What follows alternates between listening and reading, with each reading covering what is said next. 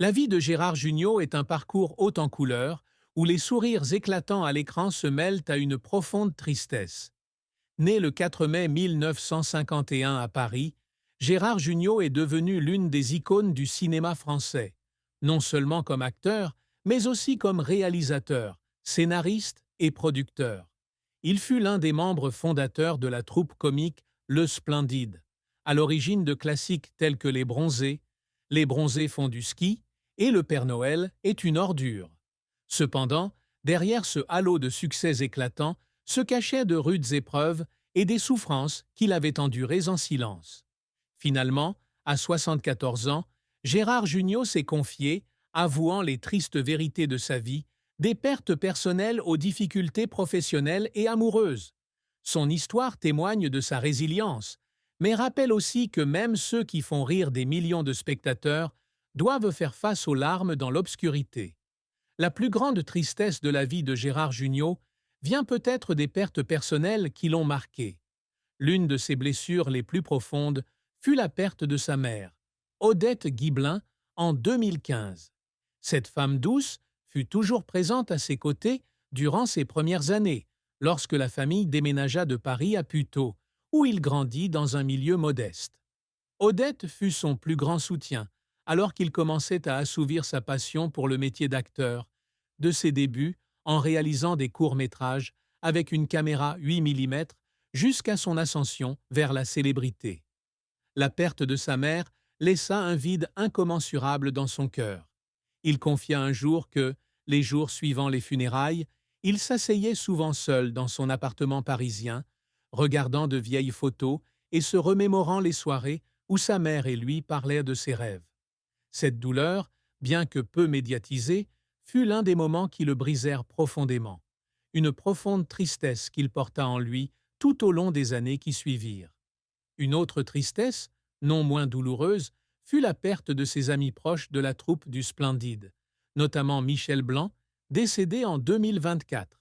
Michel, avec Christian Clavier, Thierry Lhermitte, Josiane Balasco et Marianne Chazelle, était indissociable de la carrière de Gérard. Ensemble, ils créèrent des classiques de la comédie, de la scène au cinéma, et leur relation était non seulement celle de collègues, mais aussi celle d'une famille. La perte de Michel laissa Gérard dans un état de vide. Il confia un jour en interview que perdre un ami comme Michel était comme perdre une partie de sa propre mémoire. Dans les jours qui suivirent, il visionna souvent de vieux films du Splendide, comme Les Bronzés ou Le Père Noël est une ordure, et ressentit une profonde tristesse en réalisant qu'ils ne pourraient plus jamais monter sur scène ensemble. Cette douleur ne fut pas seulement une perte personnelle, mais aussi la fin d'une époque, une période dorée que Gérard chérit toujours. La carrière de Gérard Jugnot est un tableau brillant, où les coups de génie et le succès alternent avec les sombres échecs et la pression. Il a débuté son parcours dès ses années d'école au lycée Pasteur de Neuilly-sur-Seine, où il a rencontré Christian Clavier, Thierry Lhermitte et Michel Blanc. Ses amis l'ont rejoint pour fonder la troupe comique Le Splendide dans les années 1970, un groupe de jeunes artistes passionnés prêts à entrer dans l'histoire. Ils ont débuté avec des pièces dans des cafés-théâtres comme Non Georges, Pas ici, et ont rapidement attiré l'attention par leur style comique unique, mêlant satire et humanité. Le succès du Splendide est dû à sa capacité à transformer des situations quotidiennes en histoires humoristiques et touchantes, ce qui a contribué à leur succès dans l'adaptation cinématographique. Le film Les Bronzés, sorti en 1978, marqua l'essor du Splendide au cinéma. Ce film, qui relate les aventures romantiques d'un groupe d'amis dans un village Club Med, devint un phénomène culturel, attirant des millions de spectateurs et générant des répliques cultes toujours appréciées aujourd'hui. Gérard, dans le rôle de Bernard, incarnait l'image du Français moyen, avec sa moustache caractéristique, sa voix haut perchée et son humour naturel. Suite à ce succès, Les Bronzés font du ski en 1979 et Le Père Noël est une ordure en 1982 consolidèrent encore la place de Gérard dans le cœur du public. Ces films furent non seulement des succès commerciaux, mais aussi la preuve de son talent d'acteur et de scénariste. Il se souvient des jours de tournage où l'équipe riait sur le plateau, malgré les contraintes financières et de temps. Ces moments, certes joyeux, furent aussi à l'origine des défis qu'il allait relever plus tard. En 1984, Gérard entame un nouveau chapitre de sa carrière en réalisant son premier film, Pinot simple flic. Ce film, dans lequel il tient également le rôle principal, remporte un succès considérable, attirant des millions de spectateurs et prouvant qu'il est non seulement un humoriste, mais aussi un cinéaste talentueux. Il continue de réaliser et d'interpréter de nombreux autres films, comme Une époque formidable en 1991, une œuvre mêlant comédie et drame social, très appréciée du public et de la critique. Le film raconte l'histoire d'un homme qui perd son emploi et se retrouve sans domicile fixe, une histoire dans laquelle Gérard met tout son cœur à transmettre un message d'empathie et d'humanité. Le succès d'une époque formidable lui vaut une nomination au César, une étape importante dans sa carrière. Un autre point culminant de la carrière de Gérard est son rôle de Clément Mathieu dans Les Choristes en 2004, un film qui le rend célèbre dans le monde entier. Professeur de musique passionné dans un pensionnat, Gérard livre une performance émouvante qui touche des millions de spectateurs. Le film a non seulement été un succès commercial, avec plus de 8 millions de spectateurs en France, mais a également été nominé aux Oscars pour le meilleur film en langue étrangère. Gérard a confié que ce rôle avait été l'une des expériences les plus mémorables de sa carrière. Il a passé des mois à se documenter, à apprendre à diriger une chorale et à travailler avec des enfants acteurs pour donner de l'authenticité au film.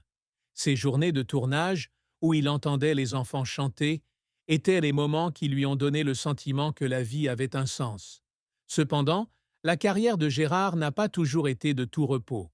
L'un de ses échecs les plus marquants fut Rose et Noir, 2009, une comédie historique qu'il a réalisée et dans laquelle il a joué. Le film, qui se déroulait au XVIe siècle, se voulait un message de tolérance, Gérard ayant déclaré « Je ne suis ni gay, ni juif, ni protestant, ni arabe, ni trop catholique, mais je les défends tous. » Cependant, Rose et Noir a reçu des critiques négatives et n'a pas réussi à attirer le public, devenant un échec financier et artistique. Gérard a admis que cet échec l'avait profondément brisé. Il a investi beaucoup d'énergie dans le film, des recherches historiques à la collaboration avec des acteurs célèbres comme Gérard Depardieu. Les longues nuits passées à éditer le scénario et à revoir les scènes insatisfaisantes l'ont laissé en larmes d'impuissance. L'échec de Rose et Noir a été une grande leçon, lui apprenant que tous les efforts ne sont pas récompensés. Mais il l'a aussi renforcé dans sa détermination à se lancer dans de nouveaux projets. Un autre échec fut le film Boudu de 2005, où Gérard collaborait avec Gérard Depardieu dans une comédie sociale. Malgré la participation de deux grands noms, le film n'attira qu'un peu plus d'1 million de spectateurs, un chiffre inférieur aux attentes. Gérard confia un jour regretter de ne pas pouvoir transmettre ses idées. Les journées de tournage, où il tentait de concilier ses rôles de réalisateur et d'acteur, étaient des moments où il ressentait la pression. Il y eut des moments où il était seul dans la salle de montage, se demandant s'il était sur la bonne voie. Les larmes silencieuses de ces jours témoignaient de son dévouement, mais aussi des difficultés qu'il rencontrait dans sa carrière. Gérard rencontra également des difficultés hors écran, notamment lorsqu'un imitateur utilisa son image dans les années 1990. Lors d'une émission de télévision, il raconta qu'un homme s'était fait passer pour lui à des fins personnelles, portant atteinte à sa réputation. Cet incident non seulement lui valut des ennuis judiciaires, mais le blessa profondément. Il a confié que voir son nom utilisé à mauvais escient, alors qu'il avait passé sa vie à bâtir sa carrière, était une tristesse indescriptible. Il a dû se battre pour retrouver son honneur, et ce processus, bien que finalement couronné de succès, l'a laissé avec un sentiment d'insécurité quant à sa célébrité. Les difficultés rencontrées par Gérard Jugnot ne provenaient pas seulement de sa carrière, mais aussi de pertes et de pressions personnelles. L'une des plus grandes difficultés a été de trouver un équilibre entre vie professionnelle et vie de famille. Père d'Arthur Jugnot, né en 1980 de sa première épouse, la costumière Cécile Magnan, Gérard a toujours essayé d'assumer pleinement son rôle de père. Cependant, son emploi du temps chargé, entre tournage et réalisation, l'obligeait souvent à s'absenter de chez lui pendant de longues périodes. Il a un jour confié qu'il y avait des jours où il se sentait coupable de ne pas pouvoir être aux côtés d'Arthur pour des événements importants, comme des anniversaires ou des représentations scolaires. Le regard de son fils, alors qu'il s'apprêtait à partir, fut un moment déchirant pour lui. Il se souvient d'une fois, quand Arthur était enfant, où il lui avait demandé pourquoi il ne pouvait pas être à la maison comme les autres pères.